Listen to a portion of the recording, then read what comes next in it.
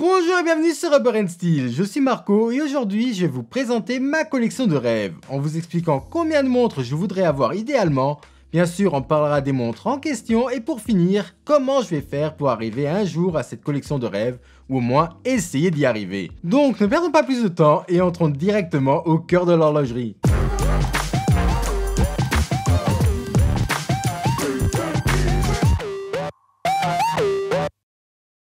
Alors commençons par le début et dans ma collection, je ne veux pas juste me focaliser sur un type de montre comme beaucoup de gens aiment le faire, comme par exemple avec les montres de plongée. Mais je voudrais avoir un peu de tout dans ma collection, donc une montre de plongée, une montre classique, un chrono et une GMT. Donc pour ma part, ce serait donc une collection de 4 montres. Et vous allez peut-être me demander pourquoi je n'en veux pas plus. Bah c'est assez simple, je veux une montre par occasion et comme ça je suis sûr de porter toutes les montres de ma collection. Parce que si j'avais que des plongeuses par exemple, je sais comment je suis et je me retrouverais à porter tout le temps ma montre préférée et les autres ne verraient jamais la lueur du jour. Donc une de chaque évitera ce problème. La montre GMT sera utilisée pour les voyages, la montre de plongée sera la montre du week-end, la montre chrono la montre de tous les jours, et pour finir la montre classique qui sera la montre du coup pour les événements plus chics comme les mariages et autres. Bon, après à côté de toutes ces montres de rêve, j'aurai bien évidemment une G-Shock pour aller au sport et pour quand je dois faire des travaux manuels, ce sont des montres superbes et super robustes. Passons aux montres maintenant et je finirai par vous donner mes conseils pour ceux qui veulent aussi pouvoir s'offrir un jour leur montre de rêve. Commençons par mon chrono de rêve qui serait du coup ma montre de tous les jours et là pour moi il n'y a pas photo, ce serait la Patek Philippe Nautilus 5981R. Oui, j'aime beaucoup l'or et je sais qu'au jour le jour le bracelet va prendre cher et il va se détendre. Mais bon, on ne vit qu'une fois. Parlons-en un peu de ce joli bijou. Alors comme vous pouvez le voir, le boîtier de la montre ainsi que le bracelet de celle-ci sont entièrement en or rose et le cadran est de couleur noire avec un joli dégradé. On va avoir un guichet date à 3h, ce qui est un must pour moi sur une montre de tous les jours, et à 6h on va avoir le compteur du chrono. À l'arrière, la magie continue avec un joli rotor en or jaune et un mouvement magnifiquement décoré. Et en parlant de ce mouvement, on va avoir une petite réserve de marche de 45 heures et ça c'est réellement dommage.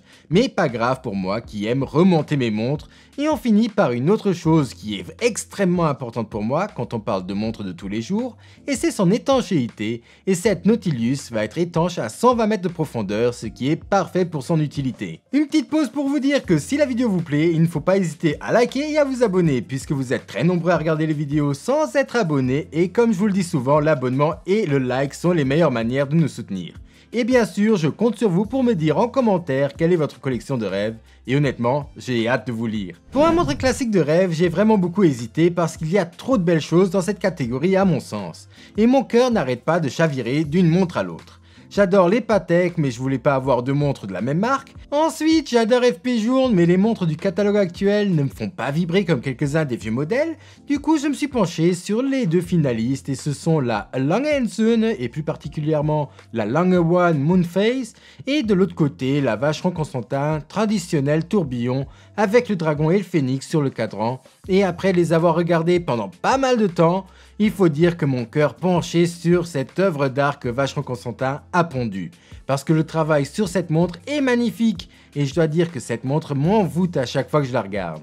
L'unique chose qui pourrait me faire pencher vers une autre montre, c'est la taille de cette montre qui est de 41 mm, mais bon, faudrait la voir en vrai pour juger. Passons à la plongeuse du week-end, et là je suis fan d'une montre qui ne plaît sûrement pas à beaucoup d'entre vous, mais c'est ce qu'il y a de beau dans notre passion puisqu'il y en a pour tous les goûts. La montre en question c'est la Audemars Piguet Royal Oak Offshore Diver et je la prendrai en bleu. Cette montre est peut-être l'une des plus sous-cotées de chez la gamme Royal Oak, mais moi je la trouve sublime et avec beaucoup de caractère, et comme je suis fan de bleu, je ne peux que craquer pour cette montre. Cette montre de plongée a un diamètre de 42 mm, mais pas de corne, donc elle devrait pouvoir être portée par des poignets moyens et grands.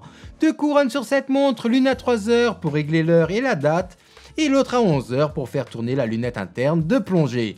Et pour finir, son magnifique mouvement apparent lui offre une réserve de marche de 60 heures. Dernière montre de ma collection de rêves avant de passer à mes conseils, et pour cette montre à fonction GMT, je ne pouvais pas prendre une autre montre que la Rolex GMT Master 2 en or blanc et cadran météorite que je trouve tout simplement sublime. Je trouve le combo des couleurs simplement parfait, et pour partir en vacances, ça reste une montre qui ne tape pas à l'œil et qui dans cette composition n'est pas très connue. Taille de cette montre 40 mm et réserve de marche de 70 heures et elle est étanche à 100 mètres de profondeur, ce qui permet quand même de bien s'amuser avec cette montre au poignet en vacances sans devoir trop se soucier de l'eau. Maintenant niveau conseil, je pense que j'en donnerai 3. Le premier c'est de se fixer une petite somme qui sera mise tous les mois de côté afin d'économiser pour vos montres sans vous ruiner. Le deuxième ce serait d'acheter des montres qui retiennent quand même bien leur valeur ou de les acheter au marché secondaire pour éviter les pertes trop conséquentes ensuite à la revente.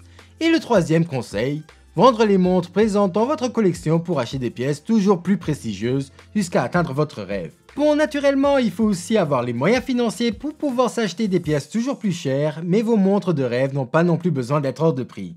Moi, je vous ai montré une collection de rêves pour moi, mais je ne pense pas pouvoir y arriver un jour, et on s'en fout, puisque ce qu'il y a de beau, c'est le fait de rêver, et le chemin pour essayer de réaliser nos rêves. Et au pire, on aura quand même de beaux garde-temps qu'on aimera énormément parce que l'amour qu'on a pour nos montres n'a rien à voir avec le prix qu'elles coûtent. Voilà pour aujourd'hui, j'espère que la vidéo vous a plu et à la semaine prochaine pour une nouvelle vidéo. Au revoir.